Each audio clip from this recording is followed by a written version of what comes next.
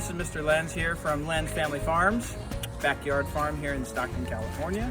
Our garden began here in 2018, the year that we moved back into Stockton. I think it was 2018. And we started with a smaller garden, and we had such great success with it that we kind of started branching out away, and we added this growing area and that growing area. Last year we had enough produce that we were able to sell to 10 different families, weekly box per every week for 20 weeks. We had vegetables for families, and now we're doing it a little bit smaller scale because I'm working this season really to kind of keep the weeds from getting out of control so that we can grow more in the future. Awesome.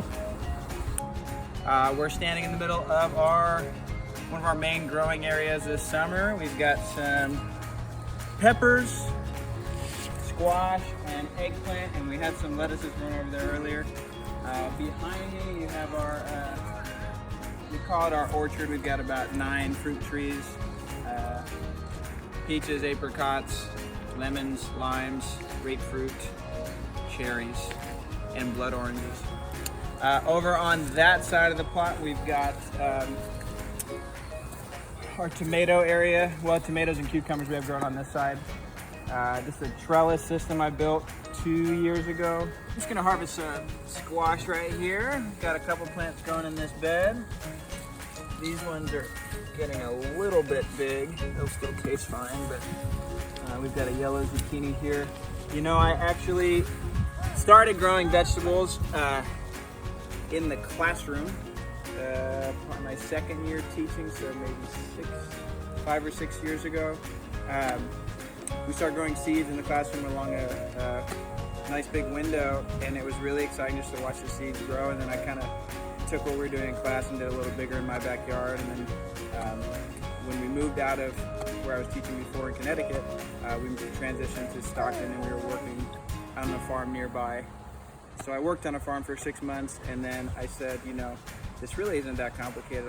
I can do it by myself. And it's harder than I thought, but it's definitely manageable to do. Things that haven't gone well here. I think last year I tried to do too much by myself, where I was trying to manage this roughly quarter-acre plot just with my own manpower, and it was too much to do, and our weeds got out of control. And so this year, in order to try to get rid of that problem, I spent a lot more time adding protective barriers over the soil.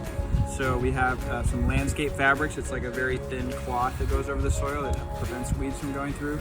A lot of the areas here we've laid cardboard down, which will compost and break down. And on top of that cardboard, we have wood chips. And so all of this stuff will break down and become a better, healthier soil over time.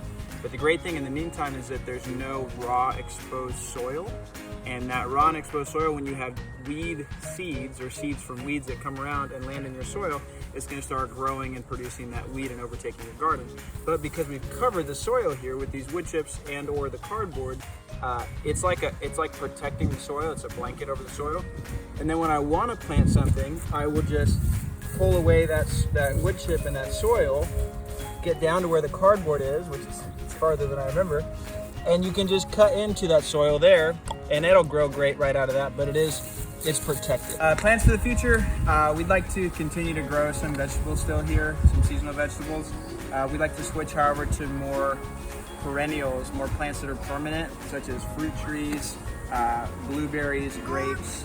Those are there season after season. So you can see that zone over there. Recently tilled that area up, and so it currently has a tarp over the top. It acts as a barrier that will prevent other things from growing for the meantime. When we do, I'm planning to buy some blueberry plants come September when it's a little bit cooler.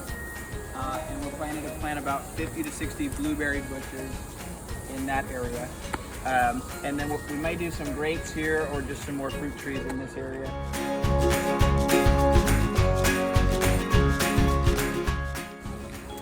All right, this is our trellis area, and so I built this structure a couple years ago, and it's got these wires that run over the top. And so each of the plants here, a lot of these plants are vines that we grow in this area. So tomatoes vine up tall, cucumbers can grow really tall.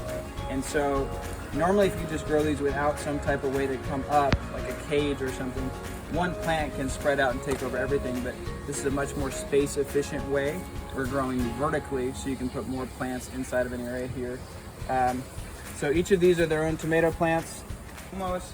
They start off green here, they're gonna transition to like an orange into a red. We just harvested recently, so there's not much on the vine.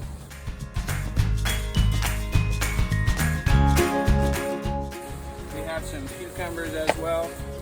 Cucumbers also like to grow up tall. So we've got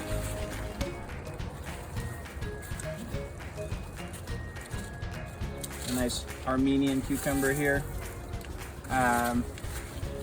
And then some of our favorites. This is probably, outside of tomatoes, this would be my favorite plant to grow. And that is the lemon cucumber. Just a different shape. We started growing this on the farm we worked at, and it's quite tasty. Hydrating. Advice to new farmers or people starting off growing for the first time. I would just say that to just give it a shot and to start small. You know, seeds are really spectacular things. They're going to want to grow. You know, even if you don't have much space to grow yet, start with a single plant and start with something that you'd like to grow and that you'd like to eat, because there's nothing really more exciting than waking up the next day and seeing a plant that's like started that big and then it's a little bit bigger, a little bit bigger, a little bit bigger. It's just a very like therapeutic and calm thing to do, and I really enjoy it. I think a lot of people would if you give it a shot.